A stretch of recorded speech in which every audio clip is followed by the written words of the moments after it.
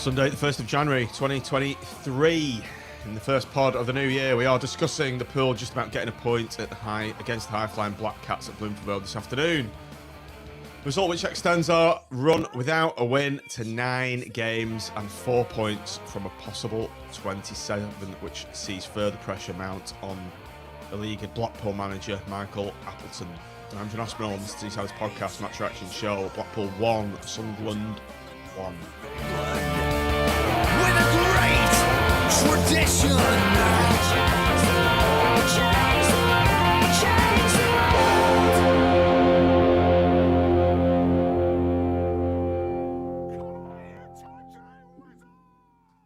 Good evening, everybody. Happy New Year to everyone. First pod of the year, 2023. Feels extremely strange seeing 2023. And Tim, was it a Happy New Year at Bloomfield Road this afternoon?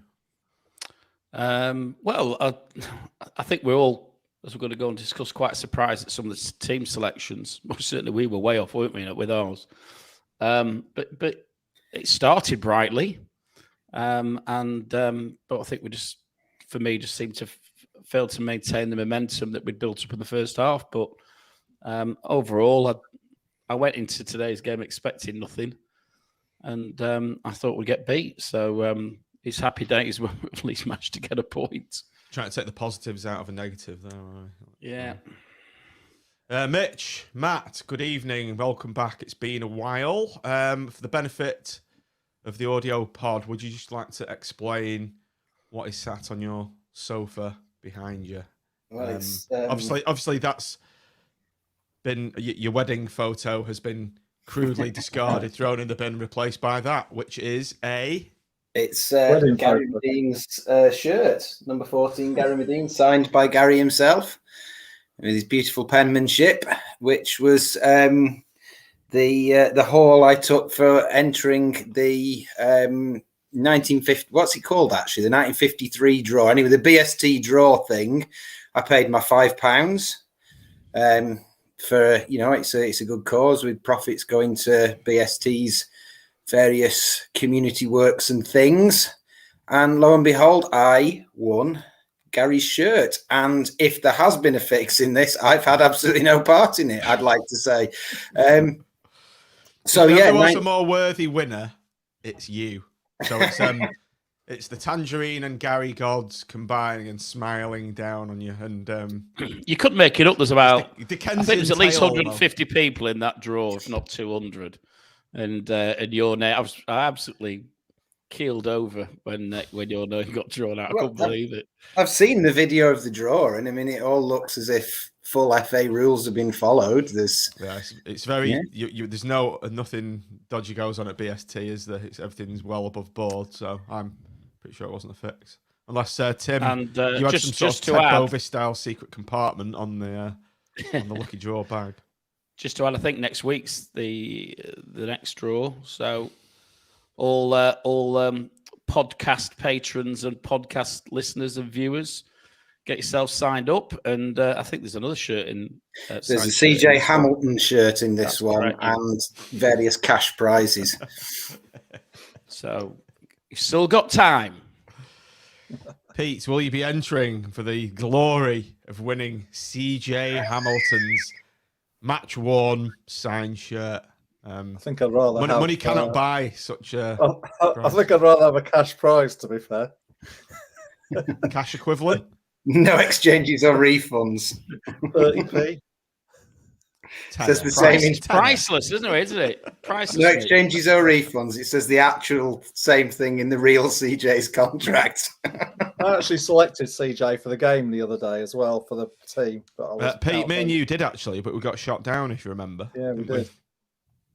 Made the goal. Based on the second half performance, you were wrong. Based on the first half, Tim, I think right. me and Pete said it. The mics may not have picked it up for the first half only. That's all we said. Yeah, we did. Yeah, prophetic, you were, weren't you? Prophetic. As opposed to CJ's second half performance, which was pathetic. We'll come to that. Good. Has everyone had a good New Year then? Did anyone go out and get pissed last night? Stayed in and got pissed. We had a party here, so Yeah, I was a bit hungover this morning. Stone cold sober, me. Not drunk Impressive. at all. I'm making up for it today, though. Right, let's get on with the show. Seaside 7. Our resident wordsmith, Mr. Mitch Cook over there, has helped out with the Seaside 7. The first of these 7 topics is the lineup.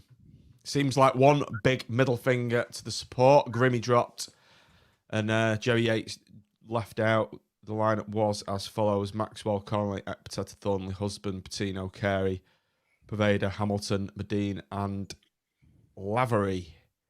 Pete, obviously no CJ. CJ was in there, which we were trying to force through. I think we also wanted Carey in as well, didn't we? Which we were both overruled with. So good to see Appleton's listening to us. Yeah, I thought when I saw the lineup come up, I thought it was 4-4-2, and I spoke to Mitch on the group, and he said, "Oh no, it'll be 4-3-3," and he was right. I couldn't believe it, to be honest with you, but it actually worked quite well in the first half, didn't it? Tim, it's a bit of a surprise to see Jerry Yates dropped. I kind of wasn't that surprised, really. When I thought about it, I thought, well, he has been running himself into the ground, and maybe a bit of a rest could do him the world of good. I think you always get for Jerry. I think you'll always get commitment, but I think I've got to say I think he has been off the boil, so to speak, over perhaps really since we come back from the World Cup break. I would say I think because he had a rich vein of form just before that, didn't he? Around the time the Preston game and Sheffield United away and scored some good goals, but they seem to have dried up, and he just doesn't seem to be carving out any chances for himself or for others. So perhaps I wasn't too surprised, albeit I would probably have played him. But I think the one I was a bit more annoyed about was the first one on the team sheet, which let's switch over to Mitch quickly, and he can give us his thoughts on that. Obviously, Tim's talking about Chris Maxwell coming back in for Grimmy. Mitch, you've obviously been away the last couple of pods, so how do you feel about this? It's really come to the fore now, hasn't it? This issue? Yeah, but we go round and round. I think everybody here all thinks Grimmy should play, and he obviously prefers Maxwell. And to be honest, I looked at the team and I thought, what the fuck's that? Like, I didn't get it. And then I thought about it for a bit, like walked to the ground, thought about him a bit, and I thought, well, fair play to him, because he's, how can I put it? I would rather he stick to his guns and do what he thinks he should do than come up with some kind of convoluted, pathetic team selection to appease a group of supporters. And I thought, well, that's a very attacking lineup. He's got as many attacking players on the pitch as he possibly can get into a lineup. Fair enough. And he obviously prefers Maxwell. I don't prefer Maxwell, but I'm not, it is what it is. And so actually I thought, fair enough. And by the time the game started, I thought, well, this is it, really. I mean, it's a bit of a controversial lineup. He's done a few headline things and he's thrown a load of kids in and a load of attackers. We're either going to have to get at them or we're going to get absolutely battered. And either way, if we get at them, great, that'll be fun. And if we get absolutely battered, then that'll sort out the sort of stasis we're in, where it's perpetually, we keep perpetually playing just well enough for you to think, yeah, well, okay, he'll carry on, and not actually winning games. So I thought, well, this is going to go one or two ways. We're either going to score goals or we're going to get battered. And as it was another 1-1 draw. So I was wrong. If you look at avert your eyes to the screen, gents, just for a second, there's a couple of comments coming in regarding Grimmy. One first from David Rose saying, if I was Grimmy, I'd be handing a transfer request in the morning. And also, Tim, Matthew Warren is saying, I think Jerry Yates will be sold. I think we did hear rumours once about him going to Sunderland. Your thoughts on Grimmy and Jerry Yates being dropped? Yeah, well, I think obviously touched on Yates, not too surprised. I would actually, I will be quite surprised if Yates is still with us at the end of January. I think obviously Sunderland have lost Sims. My Sunderland supporting mate also says that Stewart's likely to be sold, and Yates is one of the players he understands that they're looking at. So, and listen, at the end of the day, if you're going to double your salary, what was he, Yates, now 26, 27, 28 maybe, at that stage of your career, then, and he's given us 3 good years, and we get some money for him. I sort of get it. What I don't get is this Maxwell Grimshaw scenario. I think Appleton had pretty much put his cards on the table yesterday, hadn't he, when he'd spoke in very enthusiastic terms about Maxwell, which sort of put the writing on the wall, really. So actually, when I saw the team, I wasn't surprised because of what he said yesterday. And I don't get it because we keep saying this, that, he's probably our most valuable asset is Grimshaw. And if there's a couple, if I was him, I'd be putting a transfer request in. I'm thinking, he don't rate me. I'll go somewhere where I am. And there'll be nothing, and we won't get good money for him because he's not established.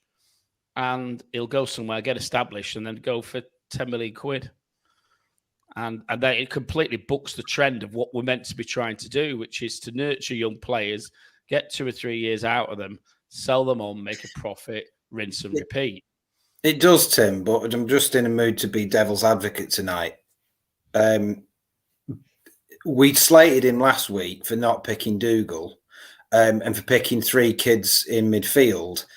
And should he be making team selections based on the long-term potential of players? If he genuinely and honestly thinks Maxwell brings presence to the defence, I don't necessarily agree with him. I've said at length on here that I personally would pick Grimshaw, but it's like we're trying to have it both ways. We're slating him for not including older players when we want those older players to play, but at the same time we're slating him for including an older player when he wants to bring experience to a part of the team. And I think it's like we've gone back and forth so many times. He clearly rates Maxwell higher. That's his call. He will live or die by that. And I'm kind of over it now. It is what it is. I think we've got to resign ourselves to the fact that he'll always prefer Maxwell to Grimshaw, haven't we? And, yeah. To be fair to Maxwell, he did make a great save, didn't he? He did, yeah. He had a good game. Right. Yeah, he did all right. Did flap he had at a good one, game again. His he flapped at one in the first half. Today. Apart from that flap in the first half. It was at the north end, wasn't it? It would be a bit different if Maxwell was a lot worse than Grimshaw. There isn't a huge difference, is there, Pete? At the end of the day, there isn't a huge difference. But you've got one that's got to improve and one that is probably playing as well as he's ever going to play. And I agree entirely with you, Tim. I'm just making the point that in sort of, logical consistency and in his head, his mind's made up, as you say. So it was, Matt Cowburn just put Maxwell didn't put foot wrong today. Both have similar flaws. That's a fair shout. I thought his distribution was a bit poor. Yeah, it was on a few occasions. His kicking was a bit off. He put a couple into touch and gave one, just played one into like a massive area where no Blackpool players were. So as I said, we had the flap, and I think he could maybe have done a little bit better with the goal, and maybe. But it's difficult because the header was such close range. But anyway, I mean, Grimmy kicked one out of play the other week with under no pressure at all. So they're both culpable. But yeah, I think ironically, if we lose Yatesy, which I think we possibly will, and we lose Grimmy as well, we could end up losing more players than we get in this January. But I think it's the fairness for Grimmy. I just feel for Grimmy, who's not put a foot wrong, really. Played well since he's come back in. And then I feel like he should lose, he should have the shirt till he loses it. That's how I think it should work. But it doesn't. So. Well, let's hope Michael Appleton's will. Yeah. Right. Let's move on then. Good first half is the second topic. Pete, we had a very good first 10 minutes of the first half of the previous game. We had a very good 45 from the Sunderland game. It was a pleasure to see us playing on the front foot and being one of the more dominant teams against a team of Sunderland's quality. Yeah, we played really. I mean, it was almost a carry on from the second half from the other night.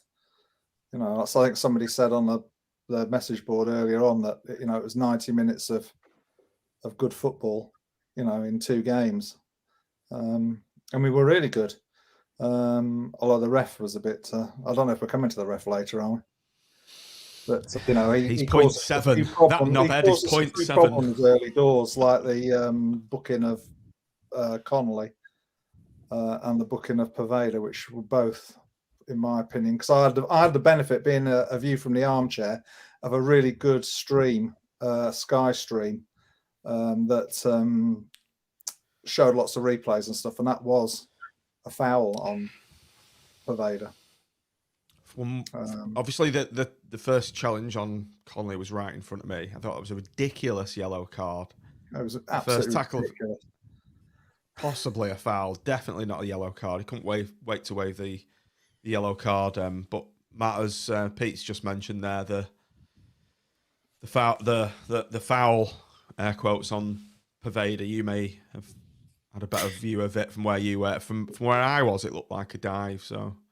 I'm interested to hear your thoughts on that. Well, before we get to the foul, let's just have a moment on Poveda, who was absolutely sensational. I mean, there's a fella sits down the road from me, turned to me and went, "This Poveda, where's he been?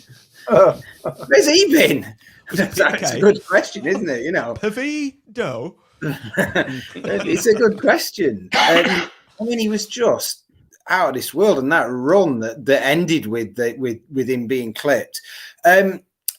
My view of it was that there was contact that I think he was probably off balance, and the contact made his mind up in terms of what he was going to do, if that makes sense. I think probably the correct decision from the referee would be to wave play on, give no decision, and move along. I mean, I don't know. Pete might have a better view from replays, but I thought it certainly wasn't a deliberate swan dive. A calculated dive that he decided to do. Equally, it didn't look like a stonewall free kick either, or whatever it would have been, penalty free kick. I can't remember where it was in the box or not. Yeah, I mean, he'd sort of poked it through, sort of vaulted it. He poked it through too far. But yeah, I think he poked it through too far. If you'd had a VAR there, I think they would have given a free kick. Yeah, maybe, but I certainly don't think it was booking, and I think that was a shame, because he was on a knife edge all game because of the way he plays. I mean, if that's good Poveda, then let's have more of that, because I loved that. I was the most I've enjoyed seeing a Blackpool player play for ages, certainly since Bowler left.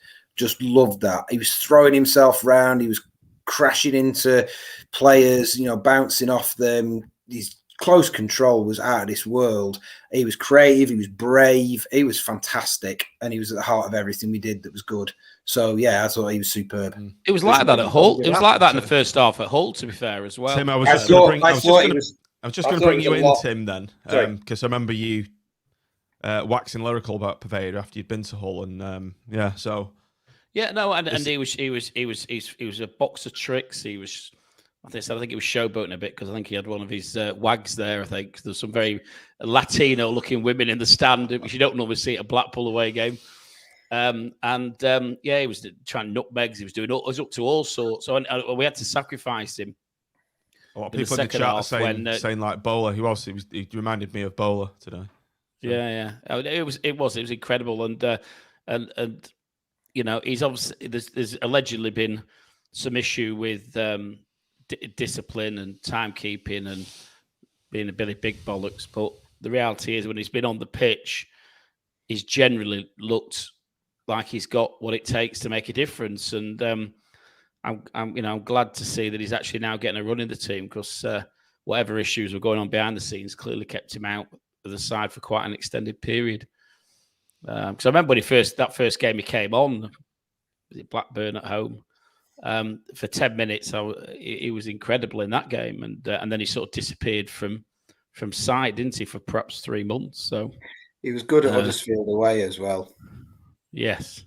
This is interesting from Stinger in the Matthews Lounge after the game when Poveda got his man of the match award. He said he was just getting into it, and there was a lot more to come from him when he was in full flow. And I think that's the kind of the player that we were hoping we'd see. So if that's going to happen week in, week out, we may just have a chance of staying up this season. I think you've got to give Appleton. I think you've got to give Appleton some credit for putting him in that number 10 position, because it's just suited him perfectly. You know, I thought, Poveda a winger, and that's where he's going to play. But you know, I didn't think about him playing there. And if you liken him to Bowler wouldn't be anywhere near as strong in that position as he is out wide. So, you know, I think he's picked that up, and it's definitely worked. That's something that's really worked. Well, I was moaning pre-match that he wouldn't play Carey in the 10, but there's no chance in hell Carey could have done what he did. You know, so why the hell is he not putting Carey in the 10, Poveda out wide? He's not getting the best out of this squad, blah, blah, blah, you know, all of that. And actually on that, I think he'd got it spot on. And it was brave again. You know, like I said at the beginning, the team section, that's really brave. Okay, let's just move on to CJ in the first half. There was another incident where he got poleaxed off for I think it was smashed into the new Didn't even get a free kick. advertising buzz. He didn't even give a free kick. And then he goes and books Connolly about 2 minutes later. Yeah, it was incredible, wasn't it? I was apoplectic with rage at that. With both the last two home games, there's one thing that's really stood out to me is how many times, particularly when we are on the front foot, naturally because we're in possession, how many times the opposition do quite cynical fouls. And yes, we get the free kicks most of the time, but the yellows don't get dished at all. All through to the game. Today, I thought Sunderland were repeatedly doing those little professional fouls, but there's no sanction. And yet, we're probably, and I've said this a few times, we're probably a bit naive, or we're a bit more honest, if that's the right word. In that when we foul, it's obvious we fouled, and we tend to, I think you tweeted it yesterday, didn't you, John, or even earlier today? We're top of the yellow card league. We're absolutely romping the red card league. I think the next side's got 3, which puts it into context. But we're top of the yellow cards as well. I think we're 5th. Well, before today, it was. We're not top. Yeah, we're up there. We're up there. I thought we were. The thing is, how can that O'Neill, who did that foul on CJ, how did he stay on? He was the dirtiest player on that pitch by a mile. He was lumping us. He was horrible. He should have been off the pitch way before. And the reality is, Connolly's probably only made 3 fouls in the whole game, and he's got himself sent off. You could debate whether he deserved the yellows for each one of them, but there was probably 2 or 3 Sunderland players who were repeatedly fouling. And as I said, cynically, I think there was one when Poveda was going through, and they just pulled him down and. They clattered him and didn't get a yellow. Yeah, and then he booked the big Rochdale lad. Beasley. What's his name? See that Beasley when he got yellow? Poveda got nailed. Just a free kick, and Beasley just stuck a foot out, ever so slightly clipped him, and he's like straight away with his yellow. So what's it all about? Did you see that one? I don't know if you could have seen it from the north, but did you see that one where I can't remember what foul it was, but then he blew for a foul for us, and then he called our players over and gave us a lecture after he'd given them a foul. And it went on for a while, that as well, didn't it? Yeah, well, it did. Yeah, because I was quite close to Gaz had gone over to him to have a word. I could literally see him mouthing, "I'm refereeing this game, not you. Be quiet, or I'll book you too."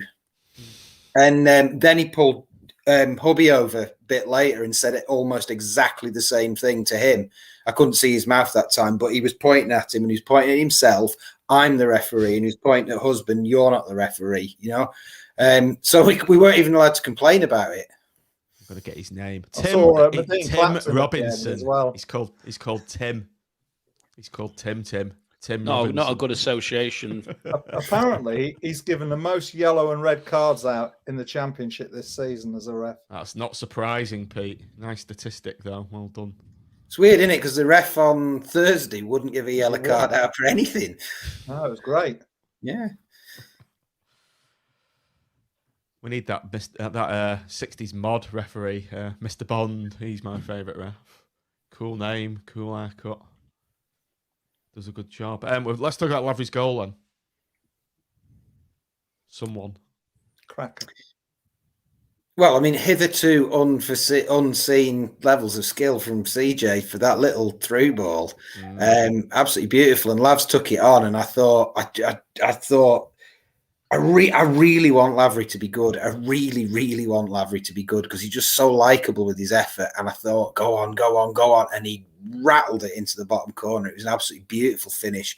It was Lavery from that mad hot streak he had for 3 months where he couldn't stop scoring. It was a terrific finish. And then the fella next to me said, "Are you sure CJ meant that through ball? Was he not just poking it forward for himself to run onto and Lavery took it off him?" And I thought that might be a bit harsh.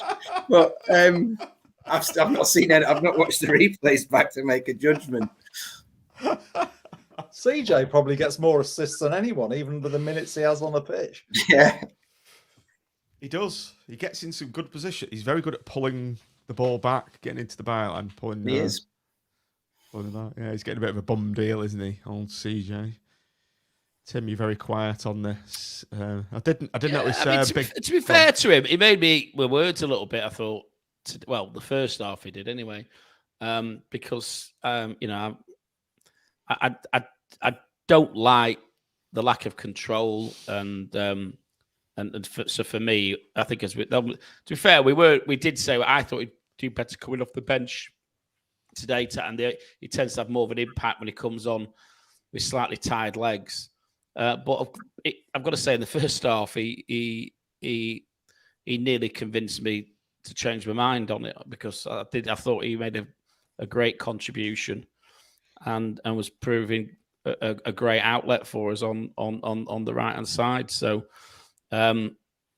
Yeah, I mean, I think he did mean the pass, I've got to say, and it was decisive, well weighted, and finished with aplomb by Lavery. Big Gaz was in space, unmarked as well, Mitch. Don't know if you noticed that. I was thinking, if he's got to score here. I haven't noticed. I don't spend the entire game watching Big Gaz. Sometimes I watch the ball. On the very tin pot coaching journey that I am on, I get told to just watch another player in the middle of a game, and it's quite interesting to do it. Just rather than following the ball all the time, watch a player. And I was watching Gaz quite a lot today. And, he's a very unappreciated player, isn't he? Oh, he absolutely is, John. He absolutely is, but he's not unappreciated on this pod. No, in the top right corner, is he? Thank God Sean's not here anymore. Yeah. No, he'll be wanting to join now. He'll be going, let me in. I like Madine now. Probably best friends with him now, isn't he? Yeah, he is. Yeah. Yeah, I bet he sucks up to him, doesn't he?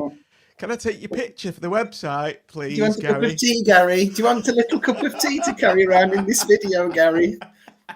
I'll make you one. Like that. I always said you were great.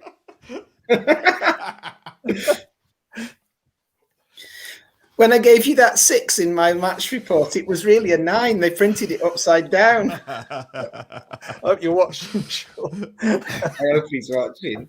If I was very sad and I didn't have a job, I'd maybe go through our back catalogue of content and snip out all the bits when he's dug out Big Gaz and publish it online.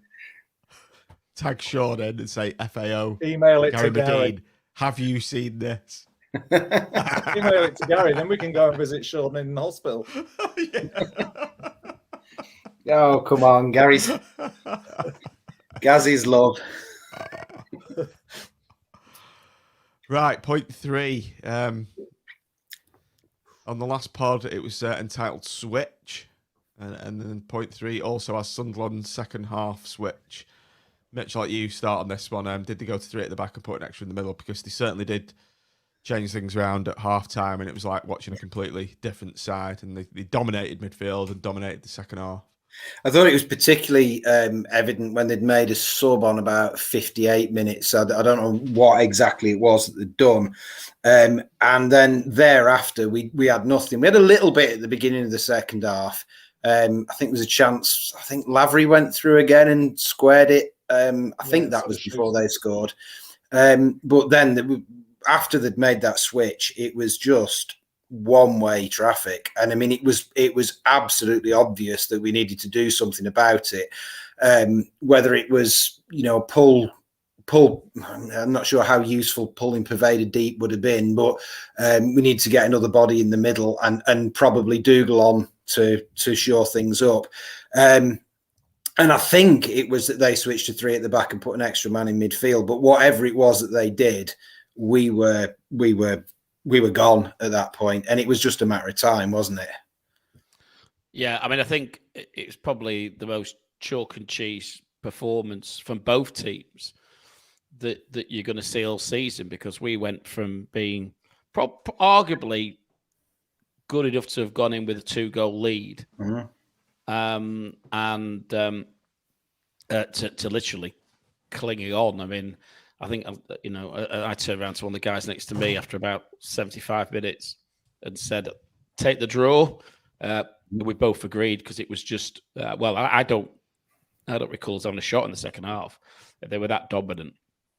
So obviously we had a few corners and a few blocks, but I don't recall a clear-cut shot off on their keeper at all. We had one that I can remember. It was on the same move where it was almost a repeat move from the goal. Lavery was cutting in from the left, and he squared it. He went behind Gaz, out to the wing. They pulled it back to Carey, and then Carey hit it fairly tamely, and the keeper saved it fairly easily. Yeah. And that's the only one I can remember. Yeah, and you've got to say every credit to Sunderland for recognising what they needed to do and doing it and doing it so effectively as well. But yeah, literally, you wouldn't have recognised. I came down at second half really thinking we had the ability to push on and go and get that second goal, which we might have done it, but we were never at the races. And so we talked about how effective CJ was in the first half. He seemed to have a frontal lobotomy for the second half, because he was the polar opposite.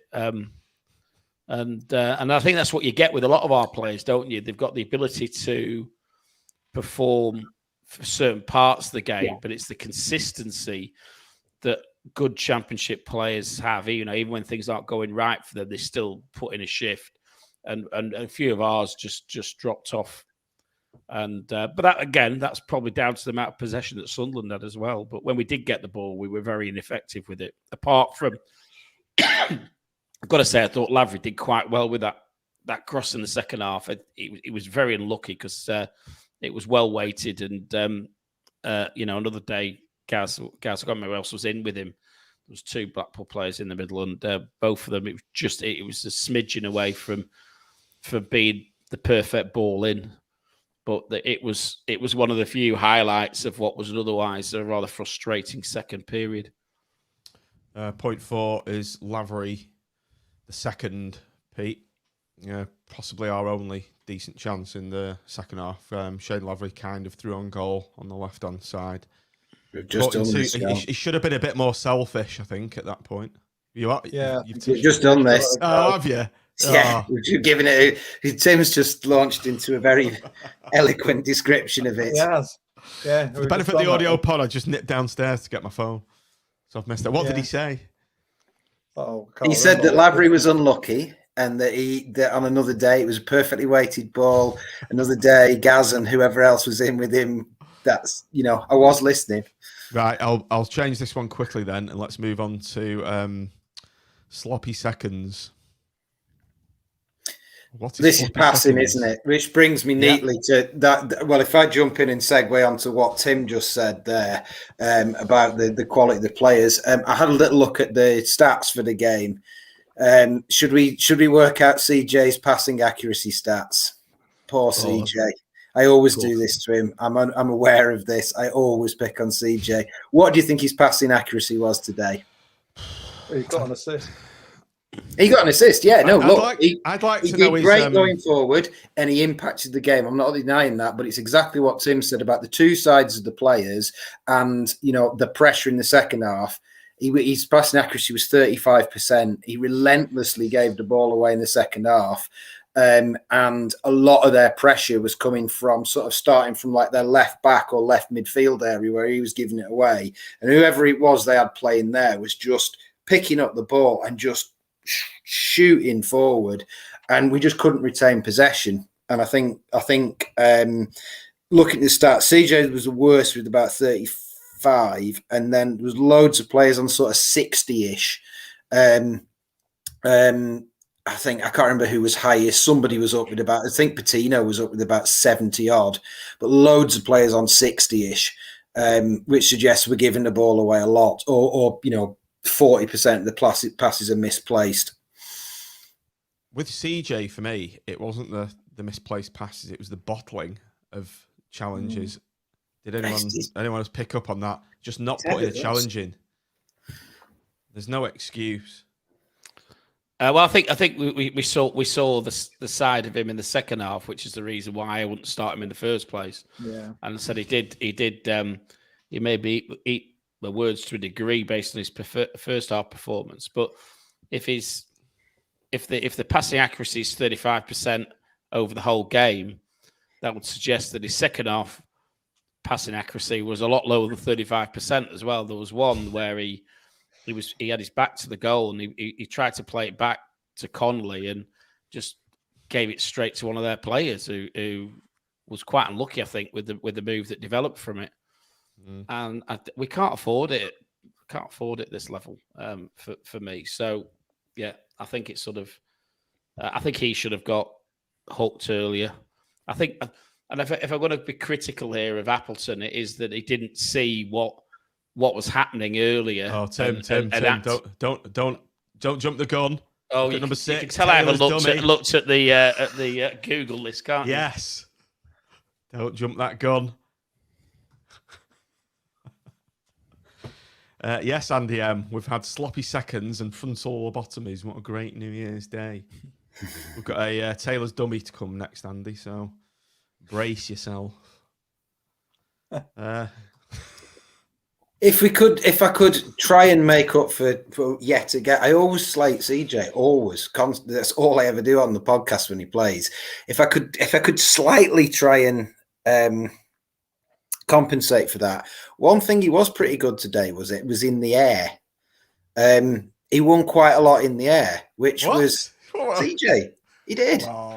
He did. He did. He flicked at least 2 on. Were these when balls like literally landed on his head and he had no kind of option other than to head it?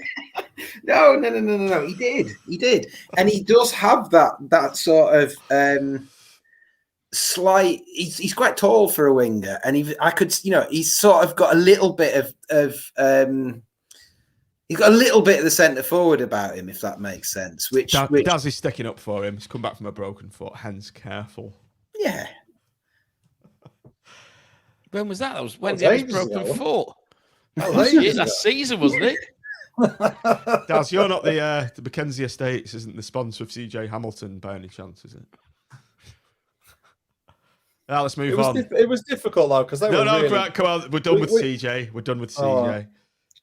He's made a goal. Let's leave him alone. Yeah. Let's move on to Sunderland onslaught. They've obviously hit the bar twice. Mad Scramble stayed out. Marva's goalie twice. Maxwell's made that brilliant save. They really turned the screw in the second half, Tim. They were a very good team, actually. And yeah, I think I saw a stat on is it AVFTT, so I've got to qualify it by saying that's why I saw it. But they had 18 shots to our 6, I think, was the stat that I read. And that probably felt about right, I think, in most. Oh, the XG, 2.81 to our 0.55, and they've had 2/3 of the ball. Yeah, it did 6. Feel like the proverbial Alamo, didn't it? It was just one-way traffic, and to me, it just seemed a matter of time before they got the winner. I actually turned me back on the play a couple of times because I couldn't watch it. because I thought it's going in. It's going in. I've got very negative thoughts at this stage as to what the outcome would be, and which would have been a very frustrating after what had been an excellent first half. But maybe you should have a frontal lobotomy, Tim, and you wouldn't have had to put yourself through it. Well, I felt like one at certain points in that second half, I got to say. There was that one, I think probably about 5 of their efforts came in one move. There's that one where it was just under the crossbar and it wouldn't go out. Yeah. And I think Marvin headed it off the line twice. He certainly did once, and he just kept coming back. That was horrendous. I think we can. The one positive from that onslaught is you've got to give every credit to the defence today. They were excellent. The defence we selected, of course. That's right, Pete. Yep. So we're taking the credit. But I thought Thornley and Marv had really good games in the centre today. I know Thornley's not the quickest player in the world, but he was outstanding today. And he was on Stewart as well a lot of the time, wasn't he? But I mean, Stewart was working across the line, but I mean, it's not easy for him because he's not the biggest centre half either. Stewart's giraffe. Both our wingers were giving our fullbacks a torrid time, weren't they? They were both inverted apparently as well. Yeah, both cutting inside, going outside. So yeah, we did well to survive the onslaught, but should have lost the game really. Which moves us nicely on. Let's pick this comment that I've just seen. Where was it? It was relevant to the next point. Can't find it. Anyway, let's move on then. Taylor's dummy. Now, what I mean by this is that's what Michael Appleton was for me in that second half. We were completely overrunning midfield. They were just cutting through us like a knife through, but constantly. And you could kind of see it from 50 minutes. And I was saying to all the people around me, he's got to change something. Dougal has to come on. We've got to match them up in midfield. And he's just stood there, just motionless. No, I just can't. I want to go run on the pitch and shake him, say, do something. Do you think, I mean, earlier on in the season, we praised him quite a bit for making effective changes at a relatively early stage of the game. And I know I sort of started to launch into this one under the other section, but, the writing was on the wall probably for 10 minutes before they scored. If I haven't quite got the timings of their goal. But for me, it was inevitable. It was coming, and there was an opportunity to shake things up a little bit and make us more solid, and look to how we might reposition certain players, even if we weren't going to make substitutions. And I just felt that we let them get the advantage with the equaliser when we cut without moving our pieces around the board. They'd come out very, very different, and we did nothing to counter it. And it's just I don't understand it. I don't get it, because he whether he's feeling the heat a bit and not quite at the races, I don't know. But for me, a good manager would have changed our formation or our personnel a good 5, if not 10 minutes before he did.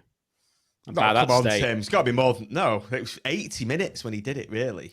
I was talking about linking to their equaliser, really. That's what I was linking into. Well, yeah. I think 5 or 10 minutes before that goal went in, there was opportunities where we could have done something to try and shore things up a bit, and we didn't. And I don't get it. It wasn't even as if the players he left on, sort of the obvious changes, were to get Dougal in that midfield and probably pull one of Carey or Patino out, or even put Carey into slightly more advanced and pull Poveda out, because he really faded as the game went on.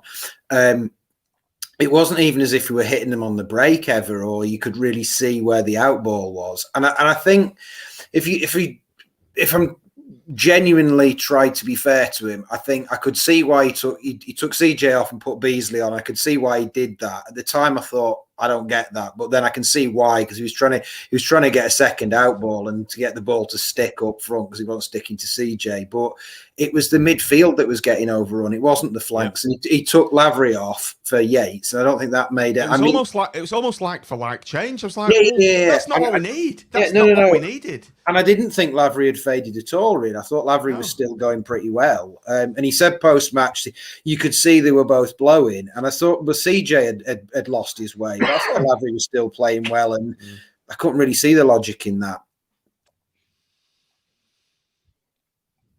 Pete, anything to add? Taylor's dummy. I thought Poveda was really struggling after about 60 minutes, fitness-wise, not struggling, but other than that. And I thought he's got to take him off because he's on a yellow as well, and he's going to end up getting bloody sent off and do it that way. Well, he went over his ankle. He went over his. I think it was. He went over his ankle. He did. I thought he was going to go off properly off. I know, and to me, we'd said within our group, 2 minutes and he'll be off. But he did. I mean, to be fair, he looked like he could still move around on it, but I think he was compromised. He was compromised in that, he perhaps didn't, he was in a bit of pain, or he didn't have as much movement as he would otherwise have. So I thought he might have been one of the obvious ones to make way. But to be fair to Appleton, keeping it balanced, the way Poveda had played in the first half, you're not going to take him off unless you need to. At that stage, you'd give him a little bit of time to see how he went on. But he did. He was most certainly quieter after that. He could have taken CJ off and pushed Poveda out wide and put Dougal on in the middle. Yeah. Poveda was on his last warning as well. Again, I seem to be reading the referee a lot, but ref called Gaz over in the second half and quite clearly said to Gaz, if he does one more thing, he's going, because I think he'd stopped them taking a free kick. Yep. Okay, from Taylor's dummy to boo. Final whistle's gone. 1-1. We've scraped. Probably undeserved point at the end of the day. A good point, nonetheless. And as the referee was walking off towards the west, a chorus of boos were heard echoing around the stadium. I personally thought it was just aimed at the ref, because it kind of coincided from him walking towards the touchline. Tim, obviously in the north, where... Well, Appleton seemed to come over a bit, and to be honest, I wasn't really paying a lot of attention. And then I also heard this, but the boos were coming from the north. Now, for me, if it were the referee, it'd probably be more the west, wouldn't it? But I said something. Why are they booing? And the people who had their eyes on the pitch at the time said it was because Appleton started to come over. So that was the impression I left with, that they were booing Appleton. And then it comes back to what we'd said on the last pod, isn't it? Which is, he's damned if he does, he's damned if he doesn't. But I suppose what it does reinforce is that we've got a fracture within the club between manager and fans, for the most part, that's going to be very difficult to reconcile moving forward. And the difficulty for the board is going to be, do we stick with what we've got? Obviously, we're now into the transfer window. We've got some new players coming in, or new players available. Most certainly, it's quite opportune that. I think Appleton said that Lions wouldn't be playing for a few weeks because he needed to get up to match fitness or something. But I think he's going to have to get his match fitness up very, very quickly, because obviously he's gone out for 1 or 3. He's only one. Just one. Yeah. One, yeah. So hopefully he can get it out of the way against Forest, can't he? But I think we've got Lions. A couple of people in the chat are suggesting, which is after my exclusive in the patrons group, picture of Bowler in Polton. That the bowler is bowler's coming back. Sorry, I thought it was Ash with a hairband on. It was apparently it was out in Polton the other night. So there's been talk about this for a month or so. I mean, it would, as somebody said, imagine Poveda and Bowler playing together. That could be something worth seeing. But yeah, I don't know. I don't know how Appleton's going to turn things around. But then again, if he goes on a bit of a run and gets 3 or 4 results under his belt, then all of a sudden it looks very, very different. Yeah. I don't see where those 3 or 4 results are coming from. I don't think we've got a choice, though, now. I think if we were going to do it, we needed to do it a month ago because, how is a manager? We've had 2 crap transfer windows. There's no way around that. The board must also acknowledge that because they've overhauled the recruitment team. So, it's all very well people saying the board have to be responsible. By overhauling the recruitment team, they've taken some responsibility for that. So fair play there. So we've hopefully got now a situation where we've got the right people in charge of getting transfers done, of identifying players and actually doing the business. And if we sack Appleton now, well, we might as well just sack this transfer window as well, because any new manager, how long is that going to take? 7, 10, 14 days. And then they're going to come in, they're going to have to look at the squad, decide who they like, decide who they don't like. What if they don't want the players that have been lined up to bring in, hopefully for the last month while this recruitment team have been working? What if they don't want those players? What if we've got players who are lined up to go out? And what if they want to keep those players? So how do we balance the budget that we've set and work all these transfer windows out? We are, to utter the immortal words once again, we're stuck with him because it's too late now. It is. I think the World Cup. If you're going to do it, you're going to do it at the start of the World Cup break. But to be fair, also this run of games has transcended the World Cup break, hasn't it? In that we'd had only 3 or 4 bad results going to the World Cup break because we'd actually had some decent performances against Preston and Coventry. It was only 3 or 4 in the build-up, but obviously we've had 3 or 4 in the build-up and now another 3 or 4 this side. And it's I think what we're on, something like 2 points out of 27 or something. I think we're on, which is. It's disastrous. 4 from 27, Tim. 4 from 27. So, but even so, it's and the problem is we're not winning games. It's all right getting creditable draws here and there, but you're better winning one and losing one. Yeah, we all know that rather than drawing a few.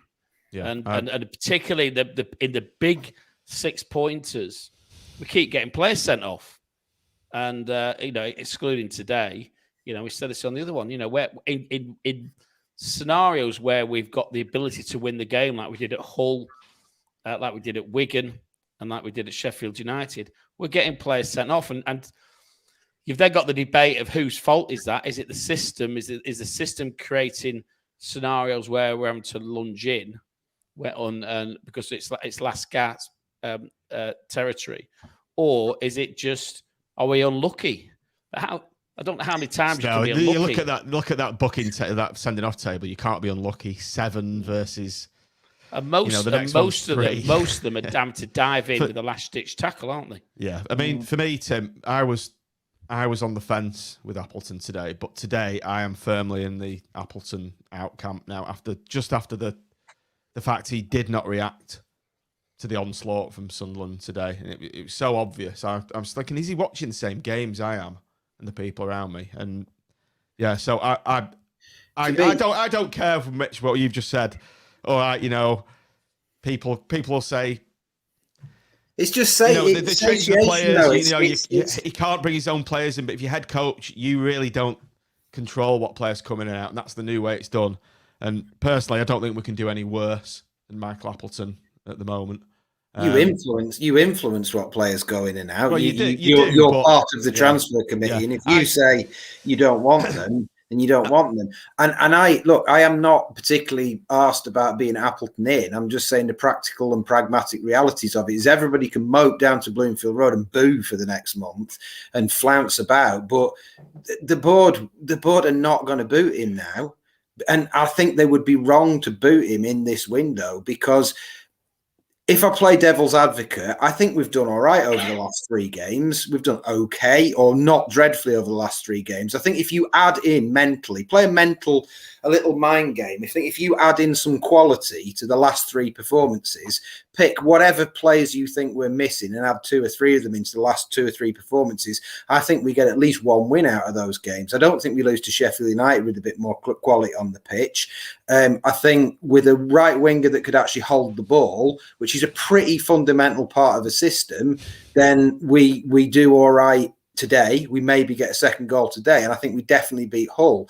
And I think the problem is why we're getting so many. I think Connor nailed it the other night. The real reason why we're getting so many players sent off is because we have no defensive shield in midfield. So the defence are under constant pressure, and they're making those last ditch tackles. And, if you imagine we played the whole season with a half decent central defensive midfielder, as Josh has just said there, then, we don't get so many players sent off, and then we have 7, 8 more points on the board. And then everybody's going, oh, well, it's a bit of a mediocre season, but we'll see how we can build. And I think Appleton's definitely got stuff wrong. He definitely has. And he's got no tact and public relations skills at all. But on the other hand, I still think we're better off sticking with, I still think at this point, the board will definitely stick with what they've got and where we're at and what we've done up till this point. And I think at this point, they're probably right to do so. Okay, let's get a different perspective on it.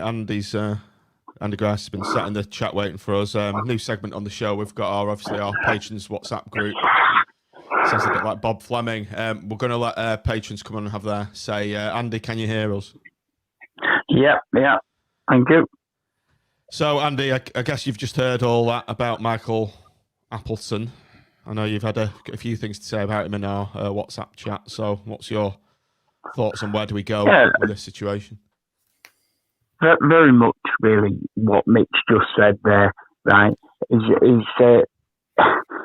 to me, this comes down to coaching, right? We were very pragmatic last year, very pragmatic about, and the football wasn't overly exciting, but Critchley set a team up to stop the opposition playing and then try and work from there, right? And so when Appleton comes in and he said he's going to have this expansive game, my view was straight away, before the season even started, well, okay, how's he going to do that in this league when we know as supporters that the quality of the opposition is going to make inroads into our midfield. So, and then it'll put a lot of pressure on the back four. And subsequently, exactly that's happened, right? So our midfield isn't strong enough in a defensive capacity, not at all. So why has he not come up with a system where he can play Dougal as a central midfielder in front of the back four as a shield, right? And this is working with the players that are available, right? Why has he not coached him to play that role? Right, so he can shield the back four, and then he can let the more expansive players, Carey, Patino, or whatever, right, play in front. Right, Andy, I just don't get it. Andy, when he's played Dougal, particularly before the World Cup break, he was often playing in an advanced role, not in the defensive midfield role. So even when he was playing him, he wasn't. For me, I know he did. I thought he did actually okay in that advanced role, but what it doesn't do is create that. And listen, it doesn't matter whether it's Dougal. When we've got when we finally get a right back in, you could do it with Connolly. If the other 2 sick notes ever make it back onto the pitch, you could do it with Bridcut, and you could do it with Stewart. You just need to put one player in that to do the Makelele role. If going back a few years, and just sit in front, and then we can play off it. Yeah. And we can play off it. My real concern is here that there seems like to be a lack of coaching ability within his group, right? Whether that be him, whether that be Kerslake or O'Donnell or whatever, right? in his coaching team. There's a lack of coaching nous, right, and a lack of ability to see what we all saw today. We all saw the problems today, right? And like there were some Sunderland guys near us, right? And I just turned to them at 1-0 and just went like, "It's coming, right?" And within 5 minutes they'd scored. And from then on, let's be fair, they should have hammered us, and Birmingham should have hammered us. We got a point off Birmingham, and let's be absolutely honest, they should have hammered us. Right, and this is happening. We the Appleton apologists are all hiding, all saying we're not losing some games. We're fighting hard. I think he's inherited an honest group of players who will fight for the shirt. And I'm talking here about Madine, Husband, Thornley, people like that. They fight, right? And so they're an honest, fairly honest group. That isn't due to Appleton. That, in my opinion, that's due to the players. Doesn't make them a good enough standard, though. That the fact they've got heart and everything. Andy, I don't think. I think we should have had that central midfield player, proper one. I mean, forget Stewart and Bridcut because they were just like made out of glass. We should have 2 years. We've been waiting for that, not just this season. It's just been obvious. Yeah, I don't think Google is that player personally. I agree with you. What I'm trying to say, sorry, Pete. What I'm trying to do is work. Okay, he only has that group of players. How would you do it with that group of players? And if I was given that group of players, I would try my bloody best to coach Dougal to play that role and work with Patino and Carey in front of him. That's what I would do if it was mine.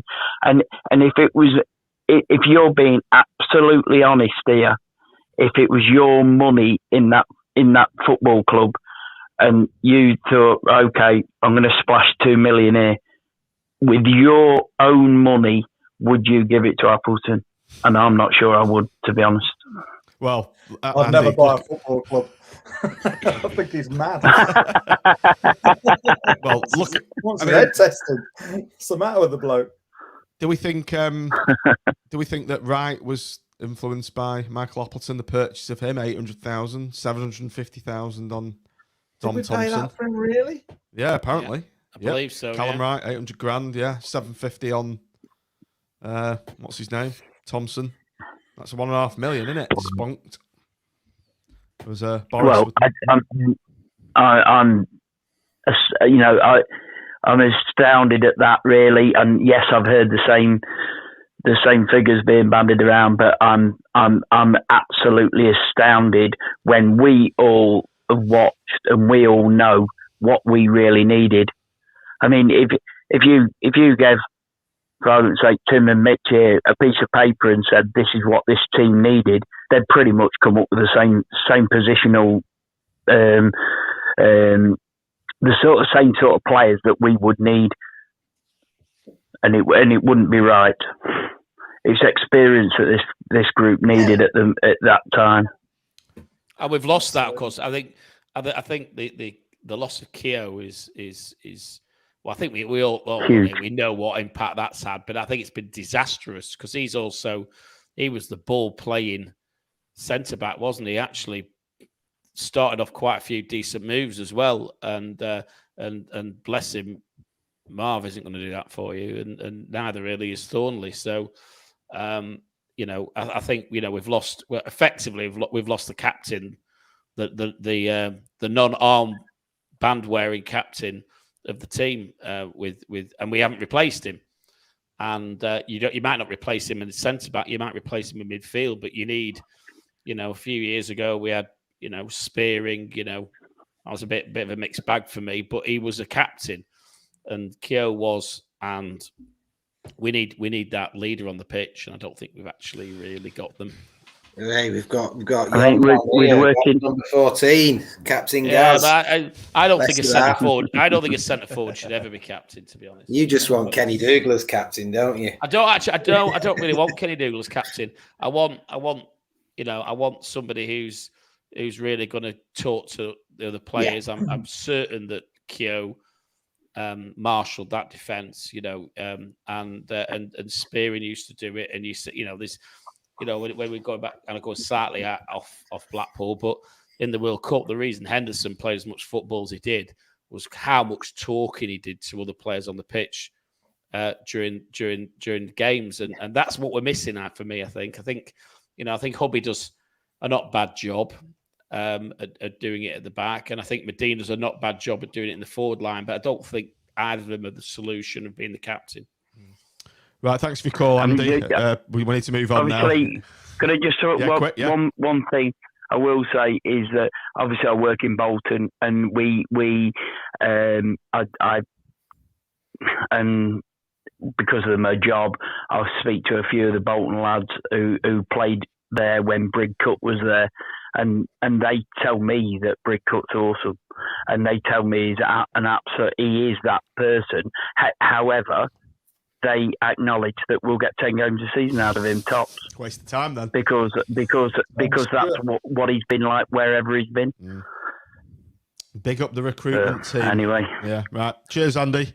Thanks for your call, mate. Cheers, thanks. Mate. All right, nice little extra segment there. If you want to call into the show, it's a benefit of our Patreon program, patreon.com/Seasiders-pod. If you want to sign up, £3.50 a month, you get everything released early and extra other bits and pieces like that. Thanks for calling anyway, Andy. Right, let's move on to player ratings. Let's get the graphic back up. Let's get us on the side. Start with you, Mitch. Chris. That's got it. Yeah, we didn't do anything horrendously wrong. He flapped at one first half, and second half he had one where he didn't. He came out for one, but he hadn't called for it and caused a bit of confusion. But actually, other than that, he was all right. 7. Fair. Yeah. Tim, Callum Connolly, bit harsh. Yeah, I mean, you've got to look at. I mean, maybe the second one was a yellow, the first one wasn't. But he was a bit sloppy in possession today. He's one of the. He had that foul throw as well.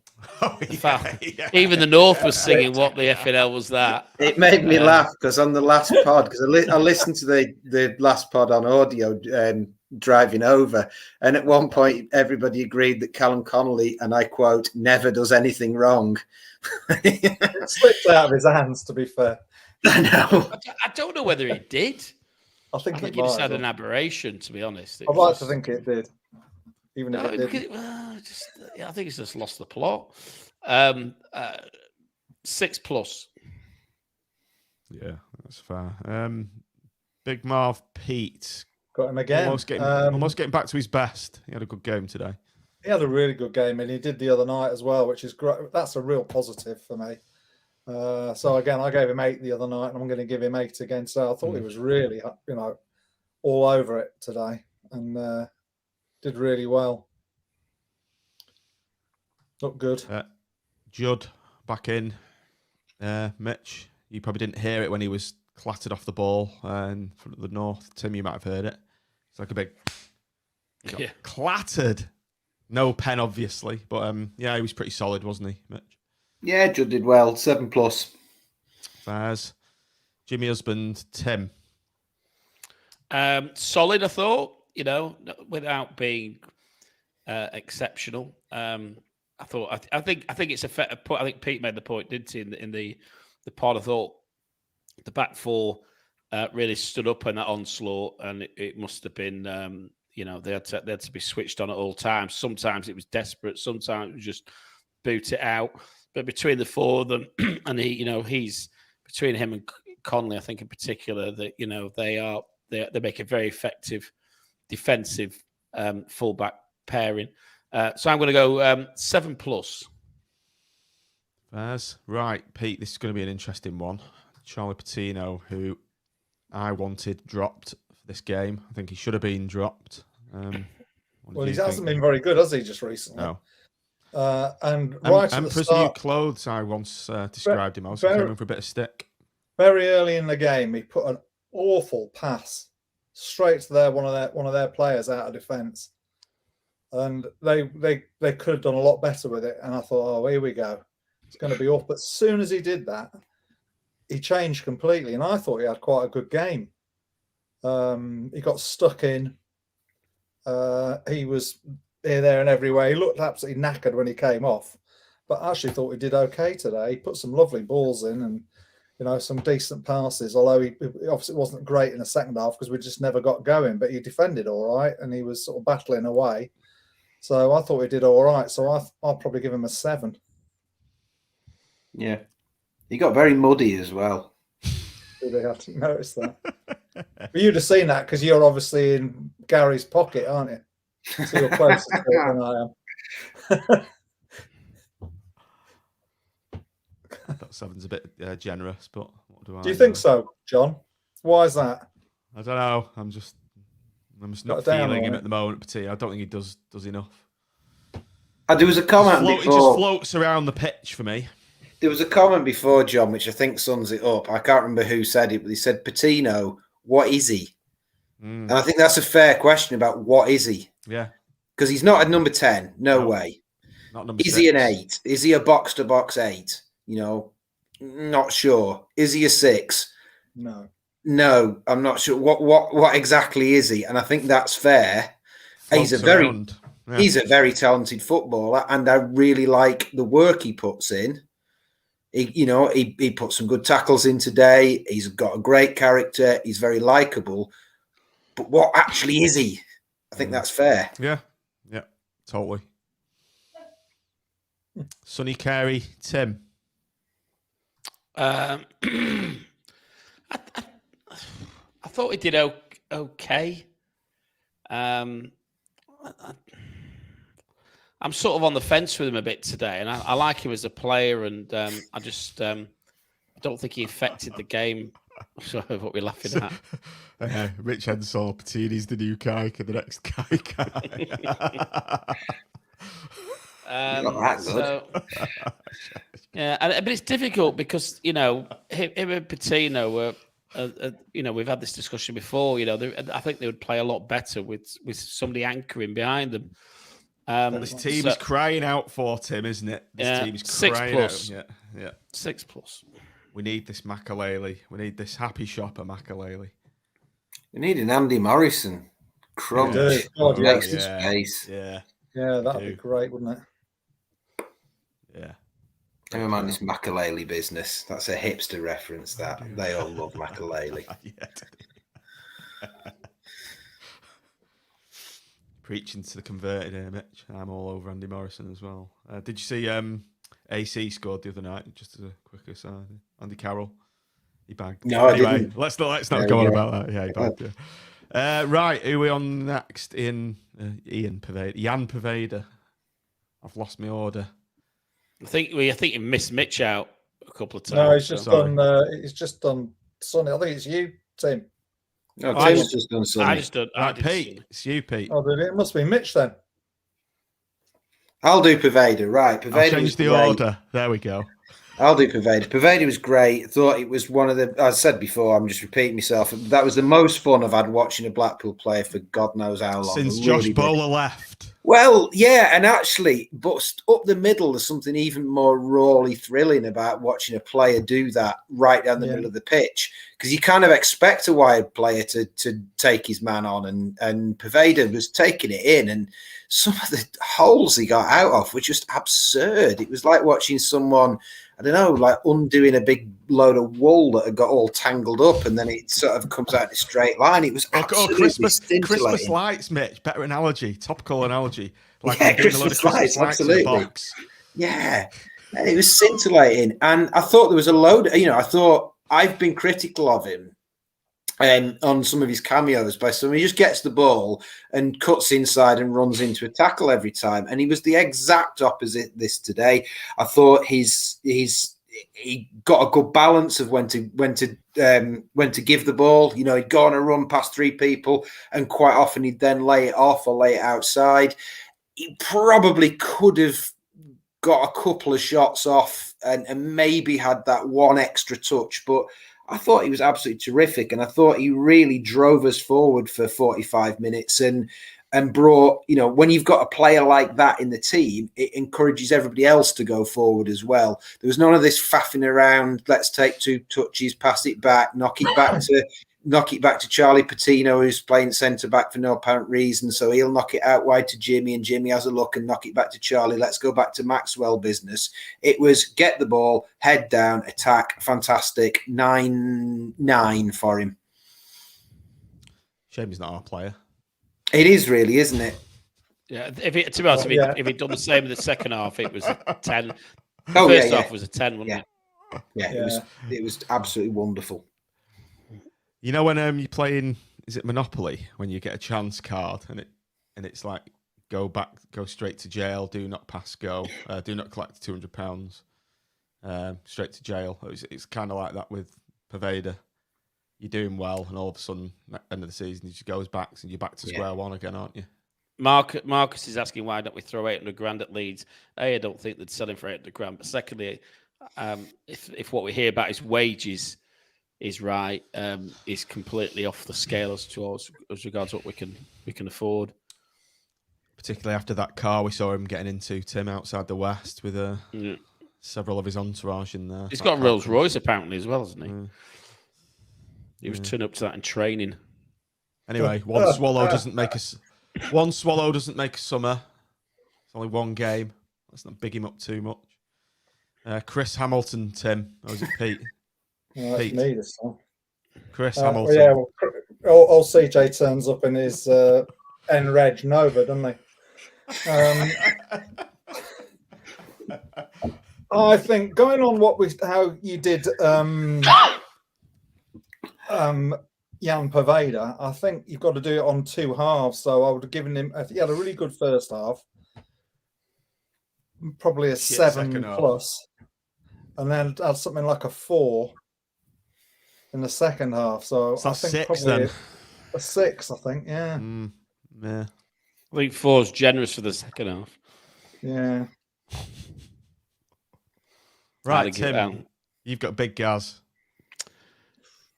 Big Gaz does what Big Gaz does, doesn't he? I thought particularly the first half, him and Poveda were working really well together, and also Poveda was playing around him, and Gaz was acting as the battering ram and played some 1-2s with him, and it was good to watch. Don't think he was as effective in the second half. I did wonder whether he might have been the one to make way. I think though. And I can understand it. I think Appleton likes to keep him on for obviously when the corners are coming in. He's our most effective defender in those corner situations. Probably a 7 plus. Fair enough. And finally, Mitch, Shane Lavery. Yeah, I thought Lavs did really well. I thought it was a big sort of challenge for him coming in to replace Jerry. It was it could have gone very badly wrong because Jerry's probably maybe not the fan favourite, but certainly one of the fan favourites. And he took his chance with both hands. He took his goal very well. His work on the wing was competent. He's not a winger, is he, really? But it was competent enough. He beat a couple of players. He had that nice moment second half. There was some really nice bits of professional play where he won a throw in or won a corner or won a free kick in an sort of an intelligent way. And I also like the fact there was one where he charged a shot down and it almost made something for us. I can't remember what happened from it. I thought he was back to something like the sort of really busy, waspish Shane Lavery that we like to see. So I'm going to give Lavs an 8. Waspish, I like that. Yeah. Wow. Waspish. Okay. Right. I think we'll call it a day there, gents, because I'm going to watch the darts. I think MVG's in action, isn't he? No one else loved the darts. Not Me. the hours. Not I since love the Sid Waddell darts. left us. I love the darts, and it's an hour and 20, so I'm Eric going to go. Bristow's still playing. Yeah. Crafty Cockney is no more, unfortunately. I used Right, to love it when everybody, I used to love it when that Mad Geordie commentator was on it. Was it Oh, Sid Sid Waddell. Waddell? Yeah. He was amazing. I used to just watch it just for him. Yeah. R.I.P. and Jim Bowen. Right, gents, thanks for your cover. Thanks for your company Thanks, this guys. evening. It's been a pleasure as ever. Do like and subscribe to the video if you're watching on YouTube, and we'll be coming back to you after the Nottingham Forest game in the FA Cup. All I said is thanks for watching, thanks for downloading, and up the pool. Up the pool. Cool. Happy out.